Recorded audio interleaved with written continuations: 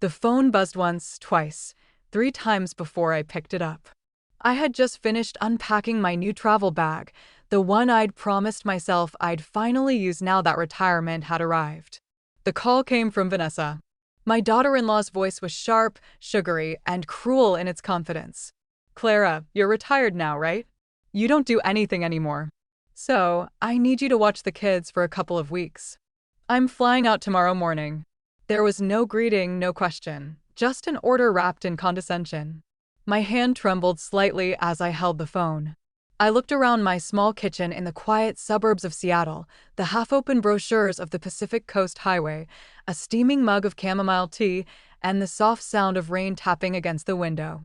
I'd been dreaming of freedom for 40 years, and here it was snatched away in a single sentence. Vanessa's voice cut through my thoughts again. "Don't act like you're busy, Clara. You've had your whole life to work. This is what family is for."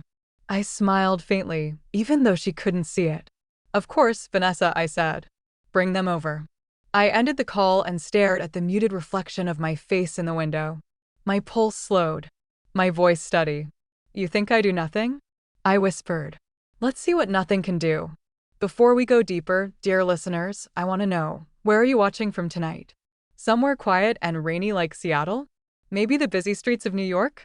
Or a little town by the ocean where time still moves slow? Tell me in the comments below your city, your country, and what you'd do if someone told you that your life no longer had purpose. And if you love stories where truth finds its way home, make sure you stay till the end. Because this isn't just a story about disrespect. It's about awakening. Now, let's go back a little to where it all began. My name is Clara Jennings. I'm 66 years old, and I've spent 4 decades of my life as a nurse in the trauma ward at Seattle General. People say that nurses become steel-hearted over time, but that's not true. We just learn to survive the noise, the alarms, the cries, the ticking seconds that decide who lives and who doesn't. When I finally handed in my badge 2 months ago, I told myself I'd rest. I bought maps, a used camper van, and a pair of new hiking boots. My dream was to drive up through Oregon, visit Whidbey Island, maybe even reach Vancouver. I thought I'd find peace in the open road, silence in the woods. But fate, it seems, doesn't care about retirement plans. My son, David, is 39. A helicopter medic, just like his father used to be before the accident that took him 15 years ago. He works impossible shifts, sunrise rescues, mountain flights, sleepless nights. He's the kind of man who fixes everything except his own life. Vanessa married him 14 years ago. A travel influencer, as she calls herself. Always posting, always posing, always chasing something shinier than reality. She never liked me much, though she was good at pretending in public. To her followers, I was the sweet mother-in-law who made homemade soup. But behind the camera, I was the outdated nurse who didn't understand modern success. Ethan, their oldest, is 13, a smart boy but distant, buried in his phone.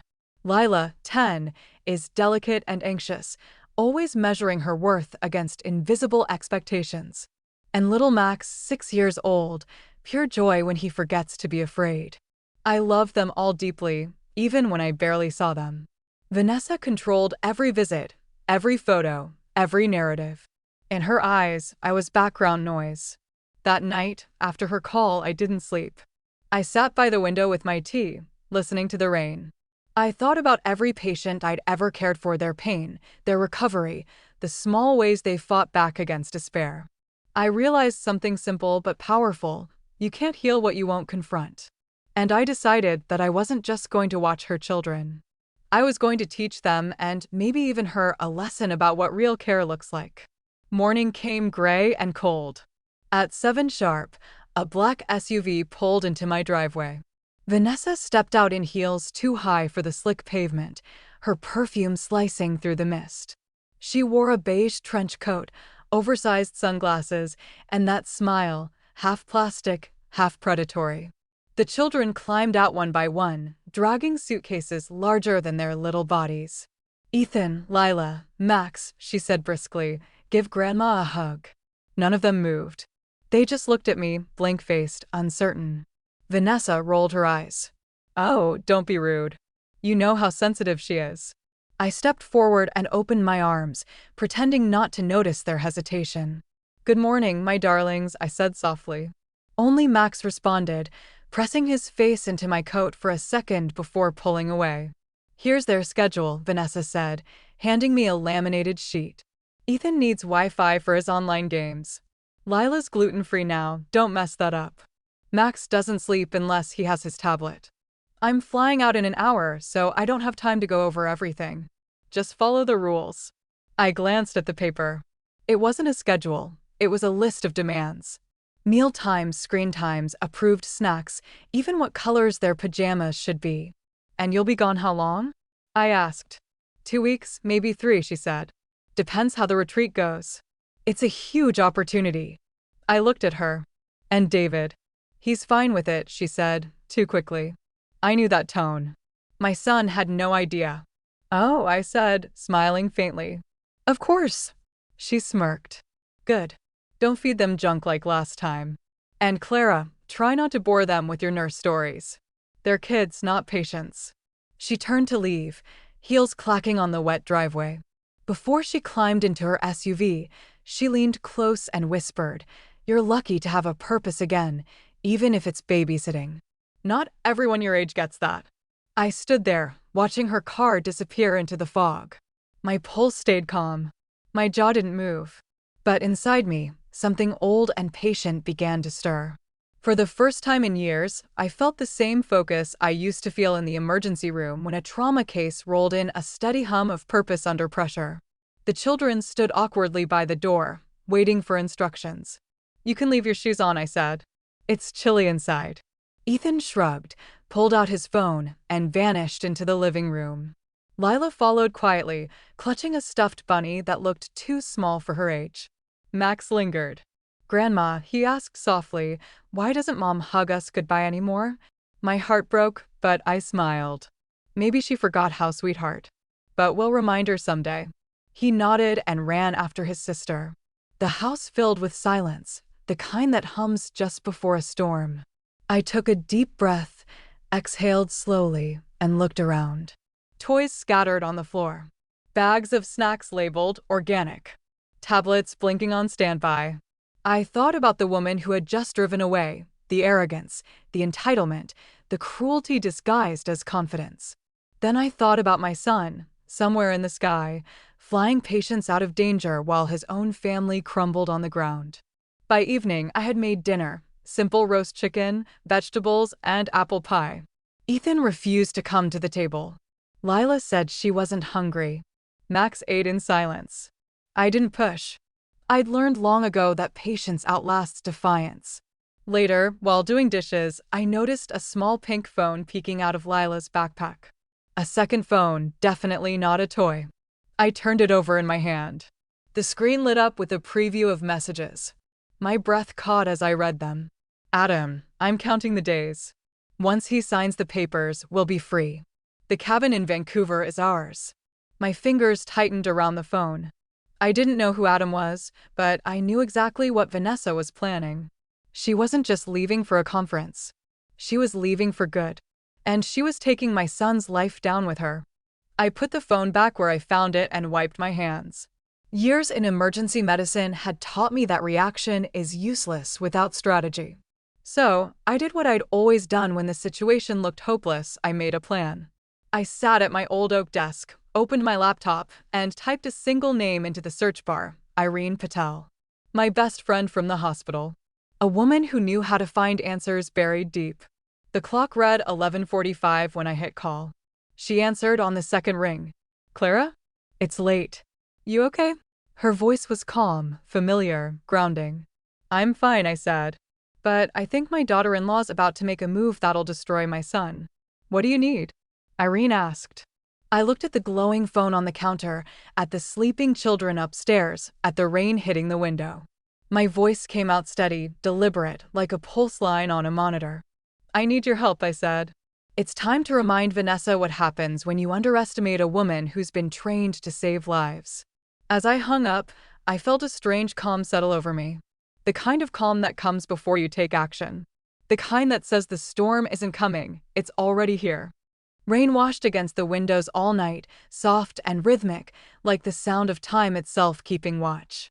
By morning, the gray sky hung low over Seattle, and the air smelled of wet cedar and coffee. I was up before dawn, sitting at the kitchen table with a notepad, the kind nurses used to chart vital signs. But this time, I was tracking something else, Vanessa's patterns. Flight times, timestamps on her posts, money transfers. 40 years in emergency wards had taught me that chaos always leaves a trail if you're patient enough to follow it. By 7, the children were stirring upstairs. Ethan's footsteps thudded on the floor above me, Lila was whispering to her stuffed bunny, and Max was humming off-key. It was strange how quickly my house felt alive again. The smell of toast and eggs filled the air, and for the first time, I heard laughter, Max's light, fleeting laugh. It didn't last long. Ethan walked in, still glued to his phone, and groaned. "Grandma, you don't even have good Wi-Fi." I smiled, flipping a pancake. "Maybe that's because some of us like to talk to real people." He rolled his eyes. "Mom says people who don't use the internet are losers." I didn't answer. I just slid a pancake onto his plate, then added, "Eat first. Argue later." Lila wandered in next, hair tangled, face pale. "Mom says gluten makes us tired," she murmured. "Then maybe you'll sleep better," I said softly. She hesitated, then took a small bite. Max clapped. "It's good, right, Lila?" She nodded, chewing slowly. Small victories, I thought. In nursing, recovery always started with the tiniest signs of life. When the children went outside to play, I called Irene. She arrived within the hour, trench coat over her yoga pants, laptop bag in hand. She looked at me with that mix of curiosity and caution she'd perfected over years of hospital crises. "You said she's gone for a retreat," she asked, setting up her computer on the table. "That's what she told David," I said, handing her Vanessa's second phone. "But her messages say otherwise." Irene scrolled through the screen, eyebrows raising higher with each text. "My God, Clara. She's planning a full financial extraction. Offshore accounts. Travel confirmations to Vancouver Island." She tapped the table. "And look at this. A shared Google Drive with a man named Adam Reed." I leaned closer. "Who is he?" "From what I can tell," Irene said, "he's her partner, romantically and financially.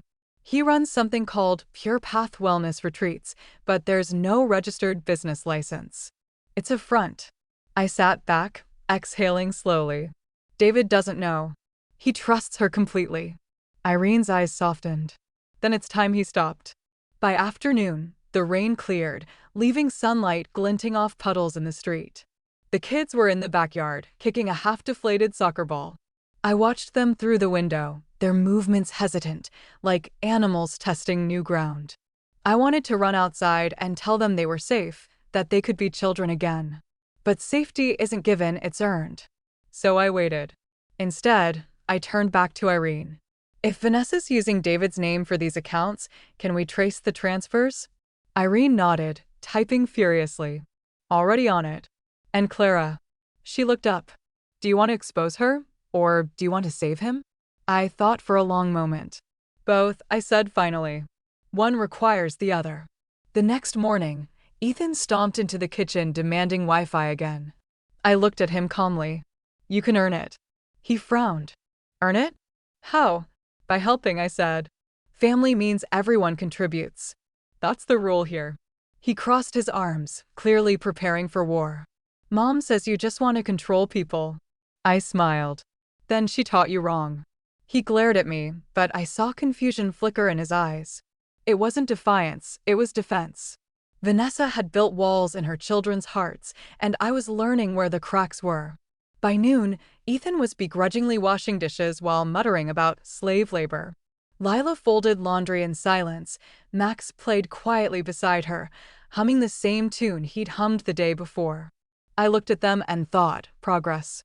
That night, while they slept, Irene came back with updates. She placed a folder on the table. "You were right," she said. "She's been draining David's joint savings. 30,000 gone in 6 months. Credit cards maxed out in his name. And that retreat? It's in Whistler, not Vancouver. She's with Adam." I nodded slowly, my pulse steady. "Can we prove it?" Irene smiled grimly. Already did.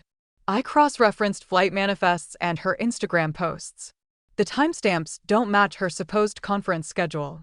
She's lying through her teeth. She hesitated, then added, Clara, this is serious fraud. If you want to protect your son, we'll need to involve someone who can make it official. I thought about it, then picked up my phone. I know who to call. The next day, I met Nora Hill at a small cafe near the waterfront.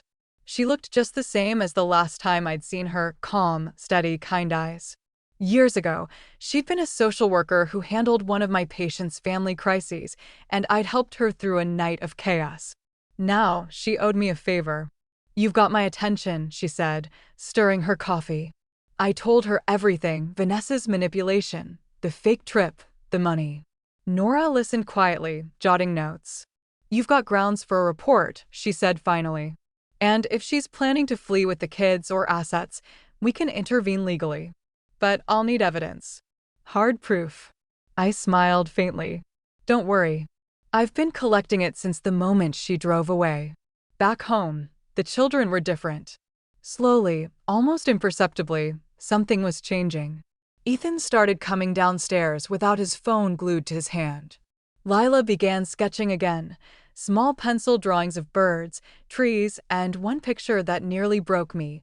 A family sitting around a table, the mother's chair empty.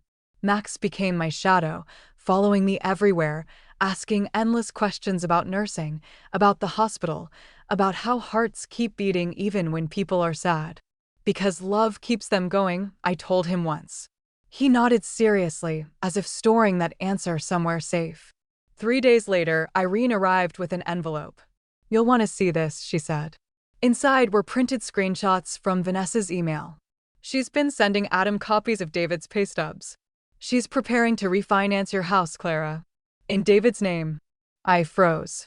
My house? She's using it as collateral, Irene said quietly. You've got to act now. My heartbeat quickened, but my mind was clear. We'll stop her, I said. And we'll make sure she never does this again. That evening, I sat with the kids after dinner. The rain had returned, tapping softly on the windows. I decided it was time to open a small door of truth. Your mom's trip. It's not what she said it was, I began carefully. Ethan looked up sharply. She's at a conference, he said automatically, like reciting a line. No, I said gently. She's somewhere else. And she's made choices that have hurt your dad. Lila's eyes filled with tears. Is she coming back? Maybe, I said. But when she does, things will be different. Max climbed into my lap. Are we in trouble? I hugged him close. No, sweetheart. You're safe now. Later that night, after they'd gone to bed, I called David. His voice was tired, crackling through static. Hey, Mom, he said. Everything okay? I hesitated. How do you tell your child that the life he built is crumbling? David, I said softly, we need to talk about Vanessa. Silence. Then a weary sigh.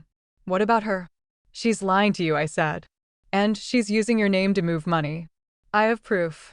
He laughed weakly, the kind of laugh that hides fear. Mom, please. She's not like that. Then come see for yourself, I said. Tomorrow night. 8 o'clock.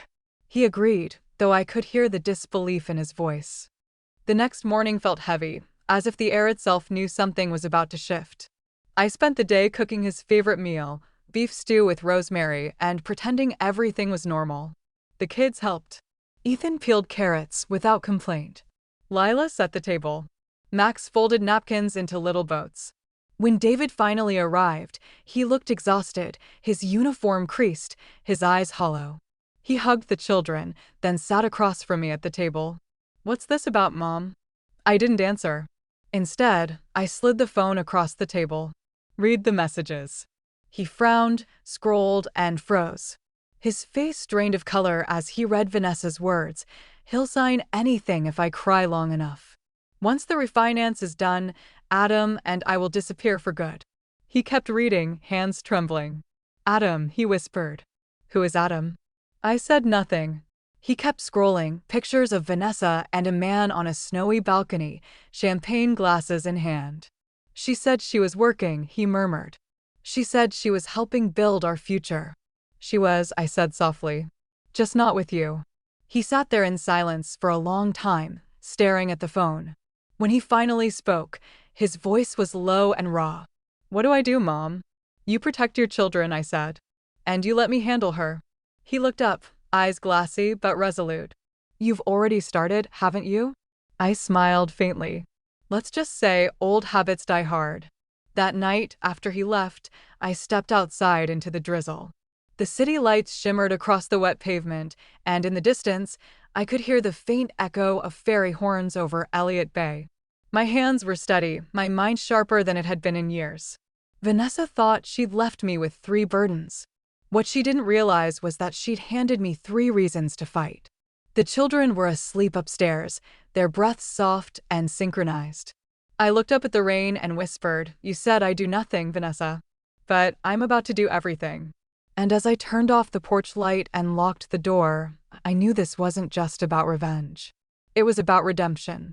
The nurse in me had treated thousands of wounds, but this was the first one that truly needed healing from the inside out. Tomorrow, I would call Harold Cross, the best family lawyer Irene knew. Tomorrow, I would take the first real step toward saving my son, his children, and whatever was left of our name. But tonight, I allowed myself one quiet moment of peace, listening to the steady rhythm of the rain, knowing that every drop that fell was washing away a little of my fear and making room for resolve.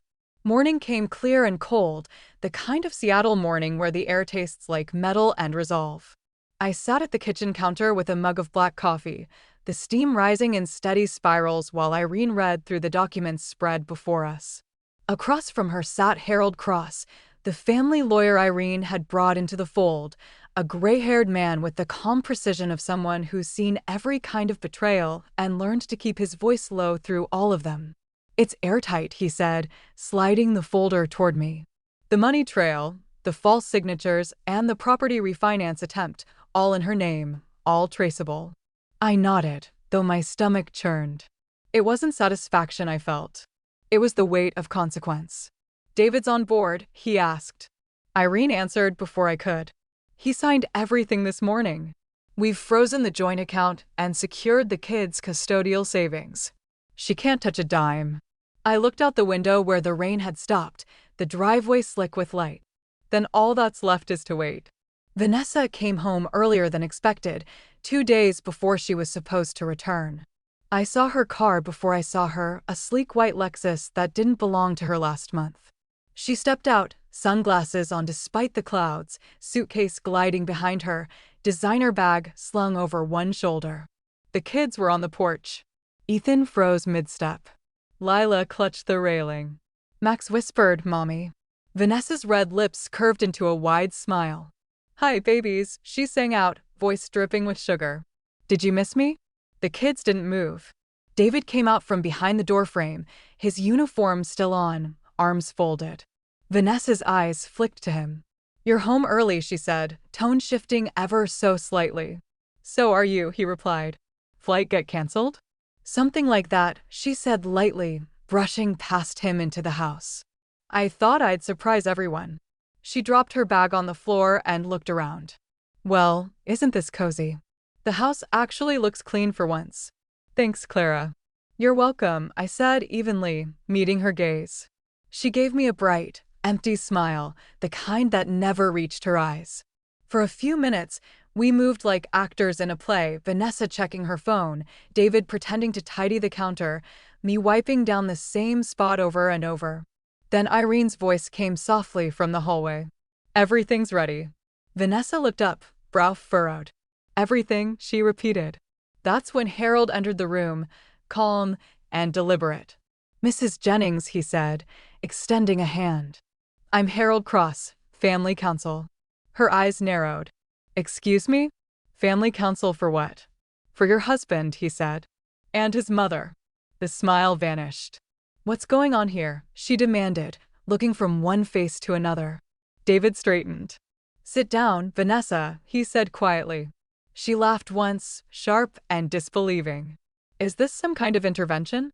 Because if it is, it's pathetic." "It's not an intervention," I said. "It's accountability." I pulled out the small speaker Irene had set on the table. "You see, I've been listening." And I think it's time you heard yourself. I pressed play. Vanessa's voice filled the room, bright and cruel. He's so easy to manipulate, the recording said. All I have to do is cry. Once the house papers are signed, Adam and I can disappear before they even notice the money's gone. The color drained from her face. Where did you get that? She whispered. Irene leaned against the doorway. From your own phone, she said. Next time you should secure your cloud backups. Vanessa turned to David, desperation creeping into her voice. She's lying. They're framing me. I don't even know an Adam. But David's eyes were already on the folder in front of him. Printed emails, bank transfers, flight confirmations, all signed in her name. Then what's this? He said softly, pointing to her signature on a loan document. You forged my name. You tried to take my mother's house.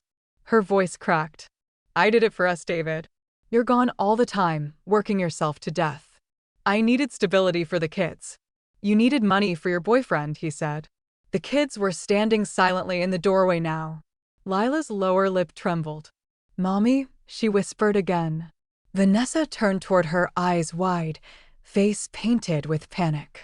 Sweetheart, don't listen to them. They're trying to make me look bad. But Ethan's voice cut through hers. You did it, he said flatly. I saw your messages too. You lied to Dad. You lied to us. She froze, staring at her son, the one she'd thought she could control the longest. Ethan, honey, don't, he snapped. Don't call me that. The silence that followed was unbearable. Then Harold stepped forward, placing another envelope on the table. Mrs. Jennings, you've been served. Divorce petition, restraining order, and a preliminary fraud report. You'll find the copies inside. Vanessa's hand shook as she picked it up, her voice dropping to a whisper. You can't do this to me. No, I said quietly. You did it to yourself. The confrontation unraveled quickly after that. She cried, then raged, then begged. At one point, she turned to me with tears streaking her makeup. You never liked me, she spat. You've been waiting for me to fail. I met her eyes. No, Vanessa. I wanted you to rise. But you can't build a family by standing on someone else's back. David escorted her to the door when it was over. She paused on the threshold, mascara running, voice hoarse. You'll regret this, she hissed. One day, when the kids hate you for tearing us apart, you'll remember this moment. David's joy tightened. Maybe, but at least they'll know the truth. She left without another word, tires screeching down the wet street until the sound vanished into the distance. The days that followed were quiet in a way that felt strange at first, like the calm after a storm that had nearly leveled the house. David took time off work. The kids started therapy sessions with Dr. Emily Rhodes, the same psychologist who once helped families recover from disaster trauma. She met with them twice a week, gentle and patient, helping them untangle the confusion their mother had left behind. Ethan started joining me on morning walks, earbuds dangling, but never turned on. Sometimes we talked, sometimes we didn't. Once, he said, Grandma, why'd she do it? I didn't know how to answer, so I said the only true thing I could. Because some people mistake wanting more for needing everything. He nodded like he understood, though he shouldn't have to.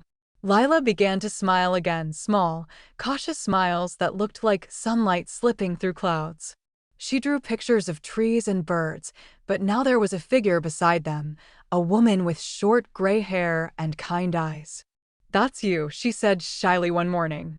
Max, ever curious, started helping me cook, declaring himself the official pancake captain. Their laughter filled corners of the house I hadn't realized had gone silent for years. Each sound stitched something back together. A few weeks later, Harold called. Everything's been processed, he said. The house title is secure, the divorce hearing's set, and the accounts are back under David's control. She's signed the settlement. I thanked him quietly. You did good work, he added, a trace of admiration in his tone. You fought without shouting. Not many people manage that. I hung up and sat in the garden, the late spring light filtering through the leaves. The children were playing with chalk on the driveway, their laughter floating through the air like music. For the first time, peace didn't feel like silence, it felt like presence. Months passed. The media caught wind of Vanessa's retreat scandal when her partner, Adam Reed, was arrested for tax evasion. She lost everything: the house, the car, even her following. Her social accounts went dark, her name fading from the digital world she'd worshipped. David won full custody. He came home one evening, papers in hand, and simply said, "It's done." He looked tired but lighter, like a man finally breathing clean air. "You saved us, Mom," he said quietly. I smiled, shaking my head. "No, I just reminded you how to fight." Life settled into a rhythm. Mornings meant school runs and coffee. Afternoons meant garden work and volunteer shifts at a local clinic downtown. Irene called often, teasing me about my second career as the neighborhood problem solver. "You can take the nurse out of the hospital," she said, "but you can't take the rescuer out of the nurse." I laughed, but she wasn't wrong. Helping others had always been my way of surviving myself. On a soft June evening, I was sitting on the porch when the children appeared with something behind their backs. "Close your eyes," Grandma Max said. I did. When I opened them, 3 small hands held out a framed photo. It was the 5 of us: David, Ethan, Lila, Max, and me, standing in front of the house, smiling wide, the garden bursting with color. Below it, written in bright marker, were the words, "Our real family." My throat tightened. "You like it?" Ethan asked. I couldn't speak, so I just nodded.